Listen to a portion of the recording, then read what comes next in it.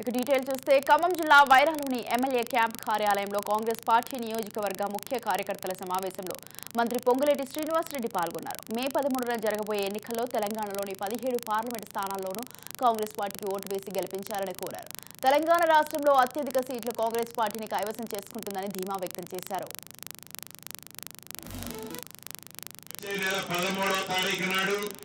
తెలంగాణ రాష్ట్రంలోని 17 పార్లమెంటు స్థానాలకు ఎంపీ ఎన్నికలు జరగబోతున్నాయి.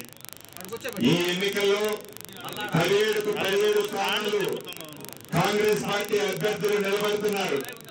కాంగ్రెస్ పార్టీ అభ్యర్థుల్ని తెలంగాణ రాష్ట్రంలో అత్యధిక సీట్లు గెలిపించుకొని ఖమ్మం పార్లమెంటు సీటుని అభ్యర్థి ఎవరైనప్పటికీ అభ్యర్థి ఎవరికిచ్చినా కాంగ్రెస్ పార్టీ గుర్తు హస్తం గుర్తు మీద అత్యధిక ఓట్లు వేసి మంచి మెజార్టీతో ఈ దేశ ప్రధానమంత్రిగా రాహుల్ గాంధీ గారిని చేసే దాంట్లో ఖమ్మం పార్లమెంటు సభ్యుడు కూడా ఓటు వేసే విధంగా మీరందరూ కష్టపడి మంచి మెజార్టీతో కాంగ్రెస్ పార్టీ